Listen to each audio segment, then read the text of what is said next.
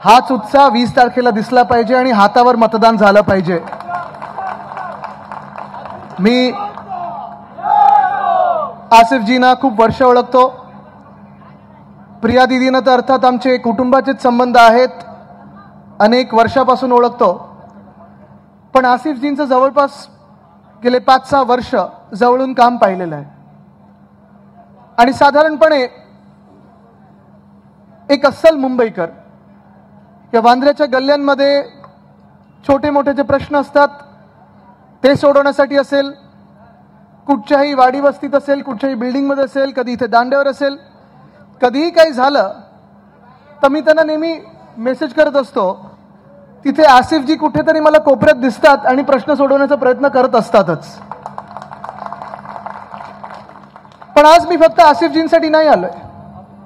ही निवडणूक ही काही फक्त आसिफजी जिंकतील की नाही जिंकणार ह्याच्यावर नाहीये। ही निवडणूक आज आपल्या मुंबईच्या, आज आपल्या महाराष्ट्राच्या अस्तित्वाची निवडणूक आहे। ही निवडणूक महाविकास आघाडी म्हणून आपण जी लढत आहोत, आपण काही कोणाला मुख्यमंत्री बनायचंय, कोणाला मंत्री बनायचंय, कोणाला आमदार बनायचंय, आपलं सरकार आणायचं म्हणून नाही, पण ह्या मुंबईला आणि ह्या महाराष्ट्राला वाचवायचं असेल, महाराष्ट्राचं रक्षण करायचं असेल तर तुमचं प्रत्येक मत हे महाविकास आघाडीला आलंच पाहिजे, हा निर्धार करायला आपण इथे आज उपस्थित झालेलो आहोत। मुंबईत अनेक प्रश्न आहेत। आज सकाळी मी बीड जिल्ह्यात होतो, गेवराईमध्ये होतो, तिकडचेही विषय म्हणजे आज जर आपण पाहिलं तर गेल्या 2 वर्षात महाराष्ट्रात तुम्ही कुठेही जा, कुठच्याही जिल्ह्यात जा, कुठच्याही तालुक्यात जा, कुठच्याही शहरात जा, कुठच्याही गावांमध्ये जा, तर मला एक सगळीकडे दिसेल की माणसं, लोक, नागरिक कुठच्याही समाजातले असो, कुठच्याही धर्मातले असो, कुठच्याही जातीतले असो, कुठच्याही प्रांताचे असो, सगळेजण आज त्रस्त आहेत, सगळे वाट पाहत होते तर ह्या क्षणाची जी की परिवर्तन कधी होणार, निवडणुका कधी लागणार, निवडणुका लागणं गरजेचं होतं। आपण पाहिलेले गेले 2 वर्ष जेव्हा एका घटनाबाह्य सरकारला आपण सामोरी गेलो, आपल्या डोक्यावर जे घटनाबाह्य सरकार बसवलेलं आहे, अलिबाबावर 40 चोर, गद्दारांचं सरकार, खोके सरकार, हे सरकार बसवल्यानंतर तुम्ही मला सांगा, ज्या निवडणुका आमदारकीच्या व्हायला पाहिजे होत्या त्या झाल्यात निवडणुका? झाल्यात? नाही झाल्यात। गेल्या 2 वर्षामध्ये मुंबई महानगरपालिकेच्या ज्या निवडणुका व्हायला पाहिजे होत्या त्या झाल्यात निवडणुका? मुंबई नाही, पुणे नाही, ठाणे नाही, नाशिक नाही, नवी मुंबई नाही, नागपूर नाही, कोल्हापूर नाही, सोलापूर नाही, वसई विरार नाही, अनेक शहरं अशी आहेत जिथे निवडणुकाच झालेल्या नाही आहेत। आणि ह्याचं कारण एकच आहे, कारण भाजप महाराष्ट्राला घाबरतं, भाजप आपल्याला घाबरतं। भाजपला माहिती आहे की ज्या मिनिटाला निवडणुका होणार तेव्हा ते हरणार, महाराष्ट्र जिंकणार, हे ठाऊक आहे त्यांना। पण आज जो मी तुम्हाला प्रश्न विचारायला आलेलो आहे, इथे कारदांड्यात आलेलो आहे, आज मी तुम्हाला विचारतोय, तुम्ही ज्या कोळीवाड्यांमध्ये आहात, इथे कोळीवाड्यामध्ये राहणारे किती जरा हात वरती करा, आहात ना तुम्ही? तुम्ही मला सांगा, तुमचा विकास जो तुम्हाला पाहिजे, शाश्वत विकास तुम्हाला पाहिजे, तुम्हाला कोळीवाड्यांसारखंच आपली जी आतापर्यंत आयुष्य चांगली झालेली आहेत, आतापर्यंत आपले पारंपरिक व्यवसाय असतील, मासे सुकवण्याच्या जागा असतील, जे आपण बॉस म्हणून राहतो, कोळीवाडा म्हणजे आपल्या मालकीचं, तुम्ही सगळेच म्हणता, हे तुम्हाला तसं पाहिजे की हे बीजेपी आणि एकनाथ शिंदेना तुम्हाला सगळ्यांना एकत्र क्लब करून क्लस्टर डेव्हलपमेंटमध्ये जे एकरांवर पसरलेले कोळीवाडे आहेत ते तुम्हाला स्क्वेअर फुटामध्ये जायचं, हा निर्णय तुम्ही घ्यायचा आहे, तुम्ही ठरवायचं। मला माहित नाही तुमच्यामधून किती लोकांनी पाहिलं आहे, पण माझ्या मतदारसंघात देखील आसिफजी माझ्याकडे पण कोळीवाडा आहे। असं महाराष्ट्राच्या 7 जिल्ह्यांमध्ये कोळीवाडे आहेत। मुंबईतच पाहिलं तर बधवर पार्कचा आहे, कोल्याब्यामध्ये, सायनमध्ये आहे, शिवडीमध्ये आहे, धारावीमध्ये आहे, तो अदानीच्या घशात घातलेला आहे, मडमध्ये आहे, तो देखील अदानीच्या घशात घातलेला आहे, वरळीमध्ये आहे, आपल्या वांद्र्यात आहे, वर्सोव्यात आहे, जूमध्ये आहे। पण हे सगळे कोळीवाडे ह्या गेल्या महिन्यामध्ये एकनाथ शिंदेना वाटतंय आणि भाजपला वाटतंय की कोळीवाड्यांचा विकास म्हणजे एकरांवर पसरलेले जे कोळीवाडे आहेत, जे आपले पारंपरिक व्यवसाय आहेत, बोटी जिथे आपण लावतो, जिथे आपण मासे सुकत घालतो, हे सगळं त्यांना बंद करायचं आहे। आणि तुम्हाला जे एकरांवर पसरलेला आहात, तुम्हाला आता उंच बिल्डिंगमध्ये काही स्क्वेअर फुटामध्ये डांबायचं आहे। मान्य आहे तुम्हाला हा विकास? मान्य आहे तुम्हाला हा सगळा प्रकार? वर्षात आलं या मी ना कोळीवाड्याचं सांगत होतो ड्राफ्ट हाऊसिंग पॉलिसी बद्दल, पण हे तुम्ही लक्षात घेणं गरजेचं आहे की अनेक ह्या कोळीवाड्यांचे जिथे जिथे मतदारसंघ आहेत, जसा हा मतदारसंघ आहे, तसा कोल्हापूर मतदारसंघ आहे, तसा वर्सोवा मतदारसंघ आहे, ह्या जिथे जिथे कोळीवाडे आहेत आज महाराष्ट्रामध्ये, खास करून मुंबईमध्ये अनेक ठिकाणी भाजपचे आमदार बसलेले आहेत।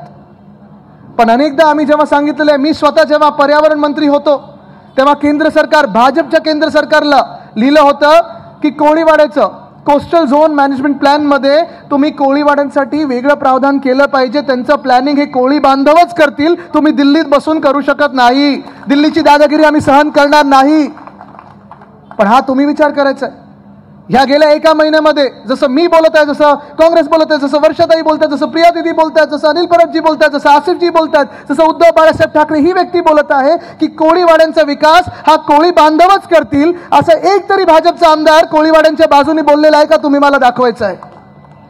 तुम्ही निवडणुकीच्या दिवशी 20 तारखेला जेव्हा निवडणूक असेल आपली, तुम्हाला विचार करून मतदान करायचं आहे की तुमचं प्रत्येक मत भाजपला, म्हणजे तुमचं प्रत्येक मत हे अदानीला असणार आहे, तुमचं प्रत्येक मत त्यांच्या बिल्डरच्या दादागिरीला असणार आहे.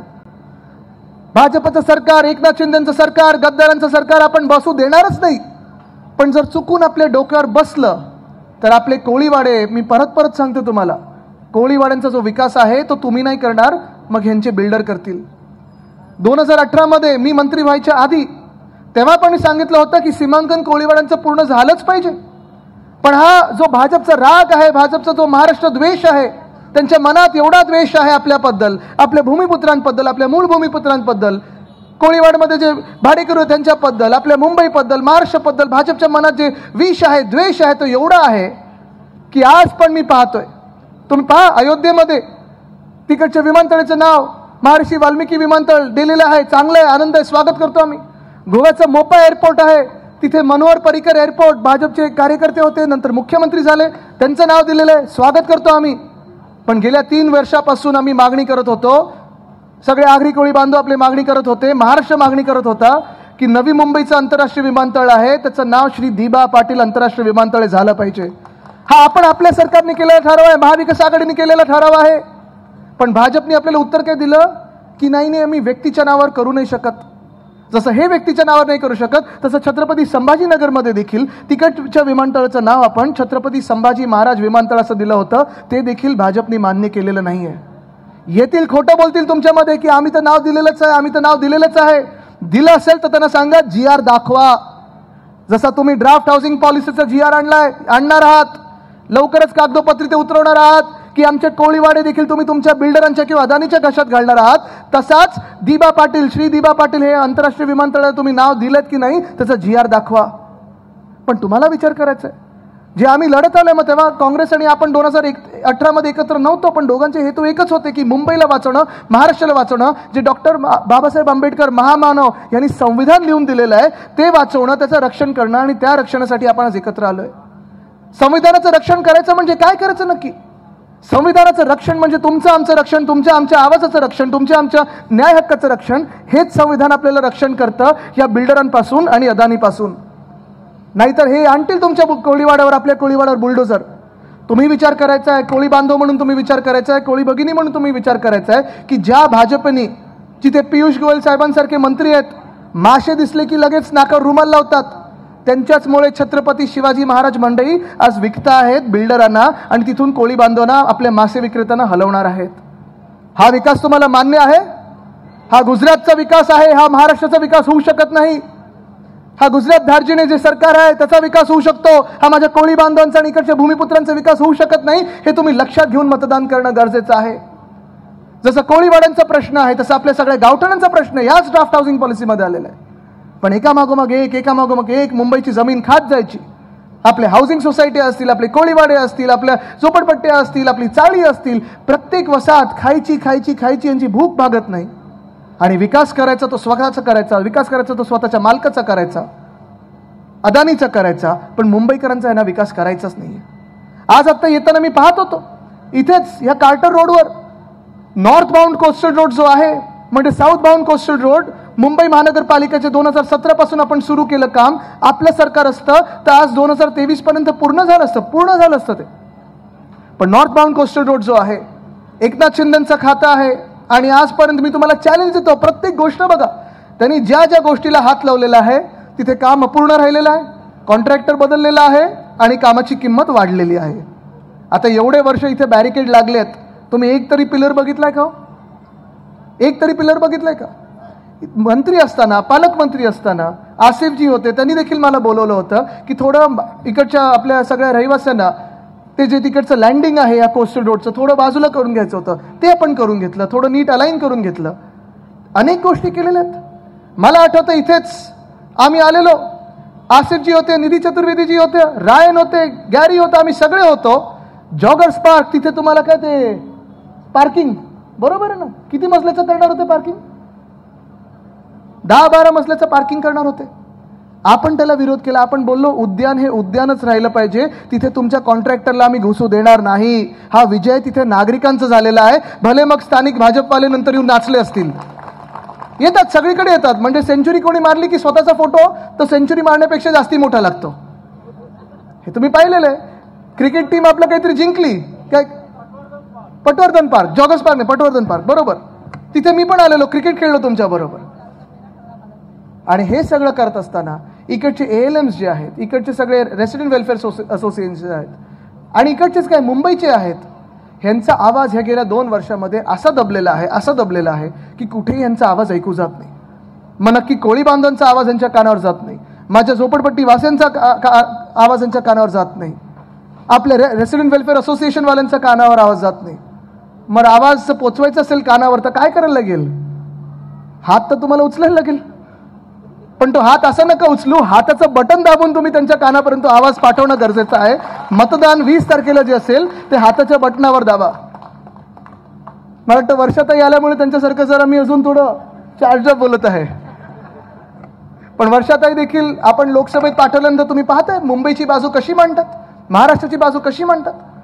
आणि जे मी सांगतोय की एकामागोमाग एक हे जमिनी जे खात चाललेले आहेत, वर्षातही असेल, मी असेल, हे आम्ही सगळेच अदानीच्या विरुद्ध जे लढत आहोत ते अदानी व्यक्ती म्हणून नाही, अदानी उद्योगपती म्हणून नाही.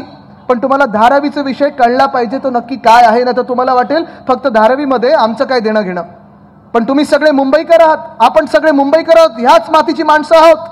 आणि आपली माती, आपली माणसं जेव्हा ह्यांना फुकटात पाहिजे, आपली जमीन जेव्हा ह्यांना फुकटात पाहिजे, ते आपण होऊ द्यायचं नाही. आपल्याला लढायला लागेल आणि जिंकायलाच लागेल. कारण मुंबई आपल्याला फुकटात मिळाली नव्हती, पण अदानीच्या घशात भाजपवाले आणि एकनाथ शिंदे फुकटात मुंबई देत आहेत. अनेक वर्ष प्रयत्न झाला, मुंबईला महाराष्ट्रापासून तोडण्याचा प्रयत्न झाला. त्यांना माहिती आहे की इकडची माणसं लढणारी आहेत, जिंकणारी आहेत, तोडू शकत नाही. मग मुंबई जिंकण्याचा प्रयत्न झाला, पण लोकसभा निवडणूक असेल, महानगरपालिका निवडणूक असेल, भाजपला कळलेलं आहे की मुंबईत ते निवडणुका जिंकू शकत नाहीत. मग करायचं काय? तर धारावी पुनर्विकास ह्याचं मृगजळ आपल्याला दाखवायचं आणि मग त्या धारावीतून मुंबई खायची कशी, गिळायची कशी ह्याच्यावर विचार करायचा. धारावीचा पुनर्विकास आम्हाला सर्वांना पाहिजे ना. अनेक वर्ष ह्याच्यावर चर्चा सुरू आहे. आपलं पण जेव्हा सरकार होतं, महाविकास आघाडीचं सरकार होतं, तेव्हा आपण टेंडर बनवत होतो आणि त्या टेंडरमधूनच कदाचित अदानीही जिंकू शकले असते, कोणी दुसरंही जिंकू शकलं असतं. आपण कोणालाही रोखत नव्हतो आणि कोणालाही पुढे आणत नव्हतो. जो कोणी जगभरातून आला असता आणि टेंडर भरलं असतं, आला असता किंवा ते जिंकले असते. पण धारावी जी आहे, तुम्ही समजून घ्या, हा विषय फार महत्वाचा आहे, कारण हा आपल्यासाठी महत्वाचा आहे, प्रत्येक मुंबईकरासाठी महत्वाचा आहे. धारावी हे मूळ धारावी हे साधारणपणे 300 एकरची धारावी आहे. त्याच्यात झोपड्या आहेत, त्याच्यात पारंपरिक उद्योग आहेत, त्याच्यात कोळीवाडे आहेत, व्यवसाय आहेत, मायक्रो मीडियम स्मॉल इंडस्ट्रीज आहे. आणि ह्या धारावीचा पुनर्विकास करण्यासाठी आपल्या सरकारमध्ये पण आणि ह्या सरकारमध्ये पण, ही राजवट सरकार नाहीच, साधारणपणे 250 एकर जास्ती देत होतो. म्हणजे जवळपास 540 एकर हे अदानीला तिथे आपण किंवा कुठचाही जो प्रकल्प पुनर्विकास करणारा माणूस असेल त्याला आपण देणार होतो. 540 एकरमध्ये तुम्ही 300 एकरची जी धारावी आहे, जिथे 250 एकर आपण जास्ती दिलेत, अधिकचे दिलेत, तिथं तुम्ही इमारती करू शकत होतात, प्रोजेक्ट ट्रान्झिट कॅम्प करू शकत होतात, सगळं काही करू शकत होतात. पण आज ती रेल्वे लाईन त्यांना मिळाल्यानंतर, आज तो अधिकचा भूखंड त्यांना मिळाल्यानंतर भूक काही भागली नाहीये. त्यांना हे 540 नाही तर जवळपास अजून 540 एकर म्हणजे मुंबईत 1080 एकर फुकटात पाहिजेत, मोफत पाहिजे. आज मी तुम्हाला विचारत आहे, इथे सगळ्यांना घरं पाहिजेत ना हक्काची, प्रत्येकाचं स्वप्न आहे ना घर घेण्याचं मुंबईत. तुम्ही मला सांगा, तुम्ही मुंबईत जन्माला आलेले लोक, आपण सगळे मुंबईकर, ह्या मुंबईमध्ये 1 स्क्वेअर फूट तरी फुकटात घेऊ शकतो का? चला आपण उद्या जाऊया आणि मंत्रालयाच्या दारी बसूया की आम्हाला फुकटात, आम्हाला 1 स्क्वेअर फूट तरी द्या. 1 स्क्वेअर फूट काय, 1 इंचाची जमीन द्या. मिळणार आहे फुकटात? मिळणार आहे. याचं कारण एकच आहे, कारण तुम्ही भाजपचे मालक नाही आहात आणि तुमचं नाव अदानी नाहीये. तर मी विचार करा, जो धारावी पुनर्विकासचा प्रश्न आहे तो धारावीकरांना तर धक्का देतच आहे, कारण त्याच धारावीमधून जवळपास 2 लाख लोकांना अपात्र ठरवणार आहेत, घराबाहेर काढणार आहेत, घरातून बाहेर फेकून देणार आहेत. कुठे पाठवणार? तर मिठा घरांमध्ये पाठवणार. कुठे पाठवणार? तर मुलुंडला पाठवणार. कुठे पाठवणार? तर कांजूरमार्गला पाठवणार. कुठे पाठवणार? तर मड आयलंडला पाठवणार. मग त्यांच्या व्यवसायाचं काय, त्यांच्या नोकरीचं काय, त्यांच्या उद्योगधंद्यांचं काय, हा विषय तर आहेच.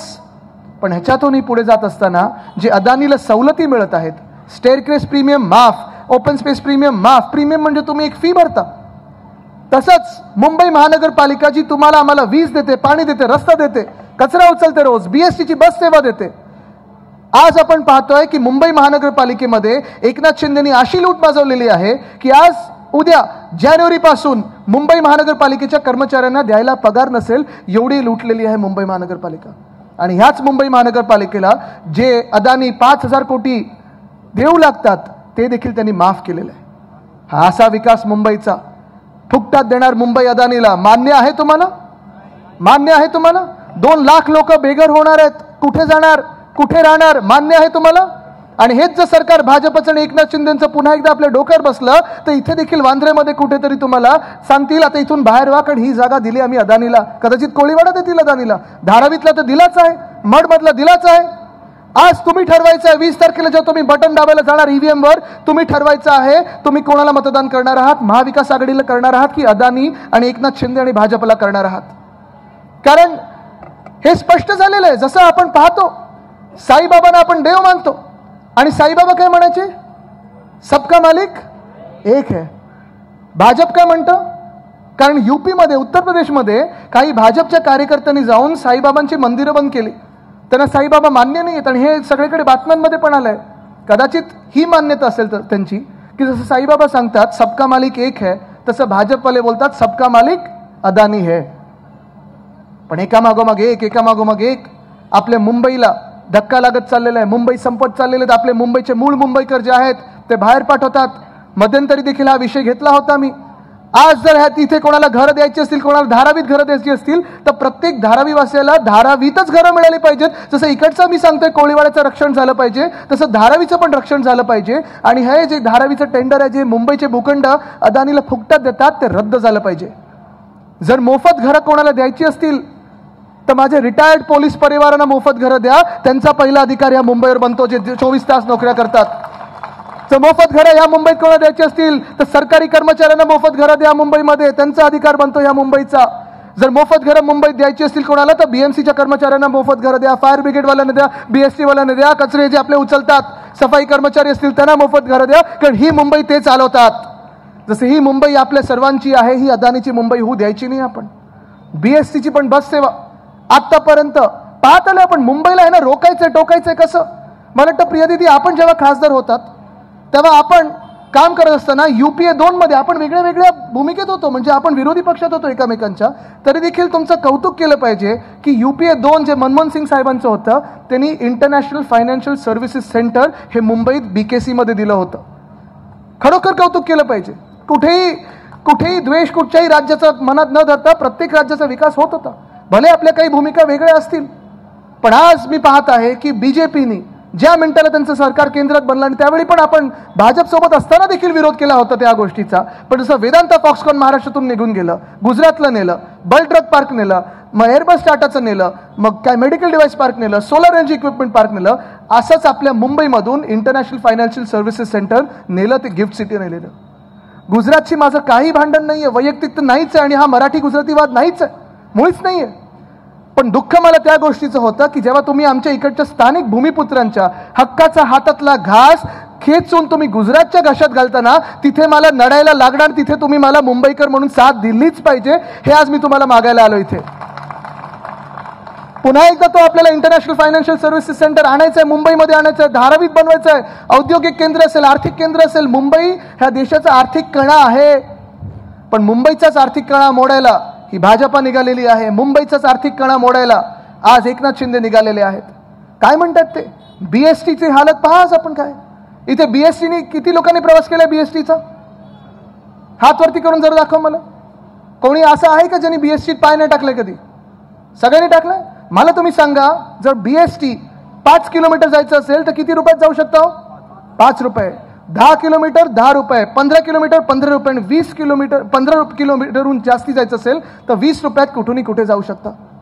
आपलं महाविकास आघाडीचं सरकार असताना जे काही आपण आकडे आपल्या डोळ्यासमोर होते, कुठेही हे फेर भाडेवाढ न करता आपल्याला BSTची बस 10,000 इलेक्ट्रिक बसेसपर्यंत न्यायची होती. पण आज आपण पाहतोय हे जे भाजपवाले आपल्याला हिंदुत्व शिकायला निघालेले आहेत, ऐन दिवाळीच्या मोक्यावर सणावर एक तर 2 मेगा ब्लॉक केले रेल्वेचे, आणि त्याच वेळी आपण पाहतोय आपल्या BSTच्या मिनी बसेस असतील, मिडी बसेस असतील, मोठ्या बसेस असतील, जो आपला कष्टकरी माणूस, गरीब माणूस, जो कामगार माणूस आहे, मुंबईतला जो काम घालणारा माणूस आहे, जो BST परवडू शकतो म्हणून BSTवर प्रवास करतो, त्याच BSTला कमीत कमी 100-150 बसेस कमी करून आज त्यांनी 2,000 बसेसवर आणलेले.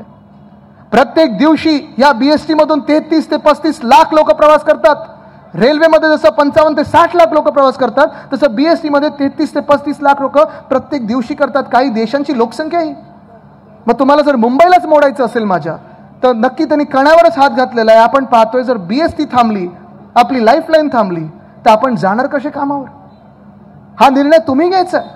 आणि हा निर्णय तुम्ही घेत असताना, हा सगळा जो तुम्ही विचार करत असताना, शेवटी जेव्हा भाजप हरायला येतं, जेव्हा भाजपला वाटतं की नाही आपण हरतोय, तर आपल्याकडे पर्यायच नाहीये, आपण दुसरं काही बोलूच शकत नाही, प्रधानमंत्री महोदय येऊन रोड शो करून जातात तरी देखील आपण हरणार आहोत, असं जेव्हा भाजपच्या मनात येतं, तेव्हा ते विष पेरायला सुरू करतात. ते 2 धर्मांमध्ये विष पेरायला सुरू करतात, 2 जातींमध्ये विष पेरायला सुरू करतात, 2 समाजामध्ये कसे वाद निर्माण होऊ शकतात ह्याच्यावर विष पेरायला सुरू करतात. आणि इथेच हे जे बोललेत ना योगी आदित्यनाथ जी, बटेंगे तो कटेंगे, आज मी आपल्या सर्वांना सांगतोय, अगर हम बट गए तो अपनी जेब कट जाएगी, क्योंकि भाजप लुटेंगी. हे एवढंच आहे, बटेंगे और कटेंगे और लुटेंगे. भाजप ह्याच्या पुढे जातच नाही. पहिला वाद ते निर्माण करतात, ते हिंदू मुस्लिमचा वाद निर्माण करतात.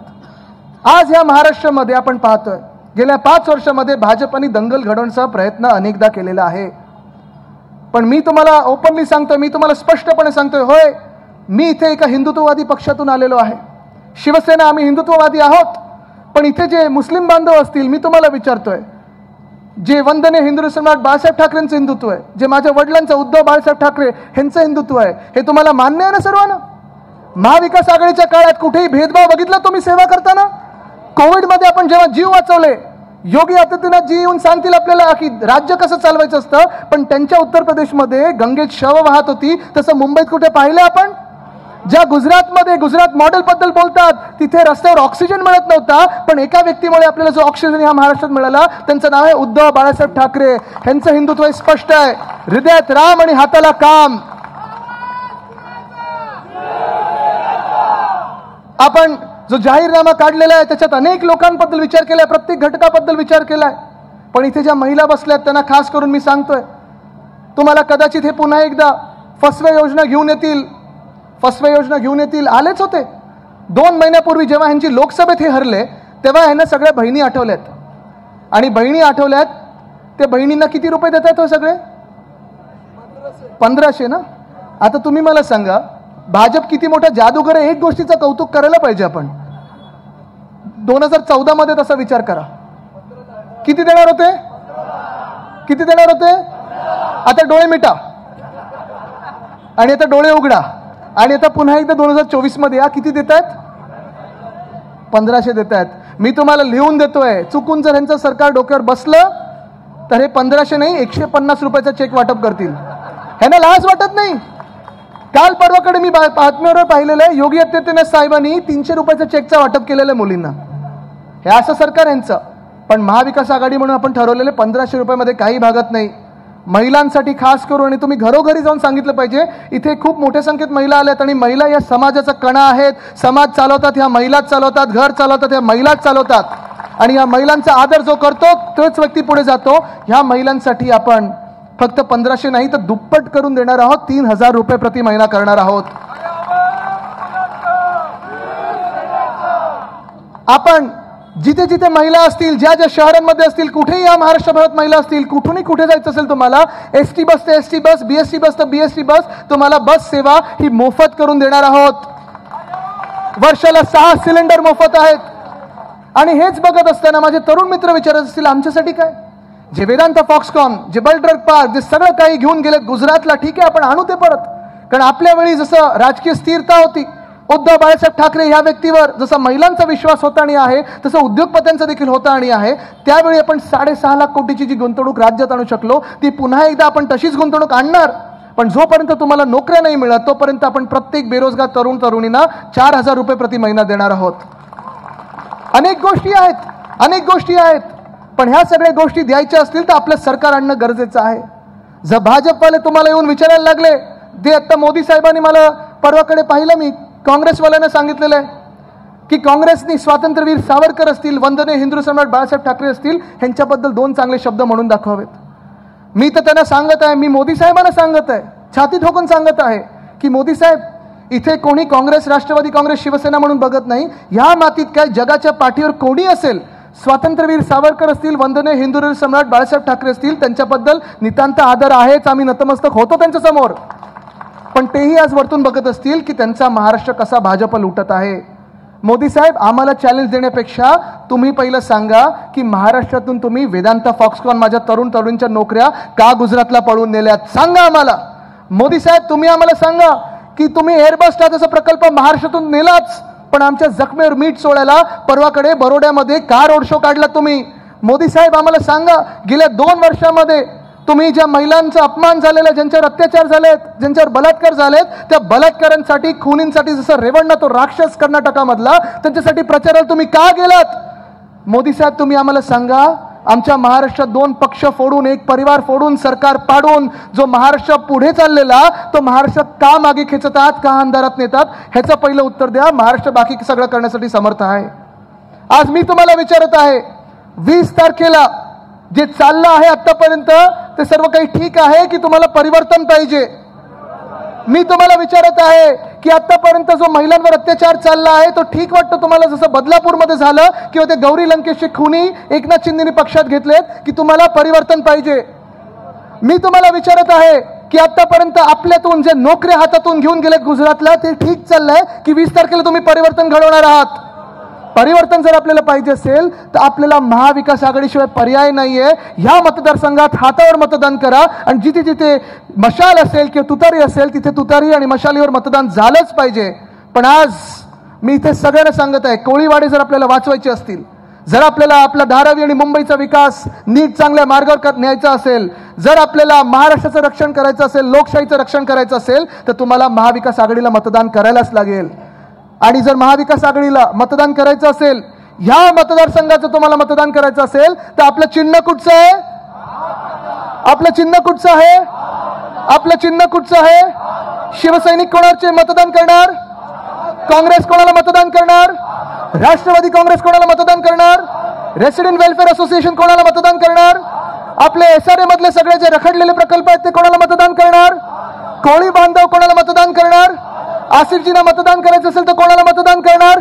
या हातावर तुम्ही मतदान केलं तर ह्या हातातच मशाल देखील आहे आणि तुतारी देखील उचलण्याची ताकद आहे. आपण सगळे मिळून 23 तारखेला महाविकास आघाडीचं सरकार आणायचं आहे. धन्यवाद. जय हिंद, जय महाराष्ट्र, वंदे मातरम.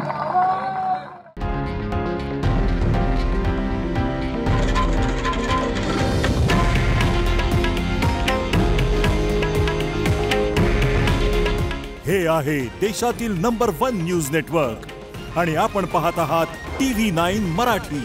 काळजी तुमची, हित महाराष्ट्राचं.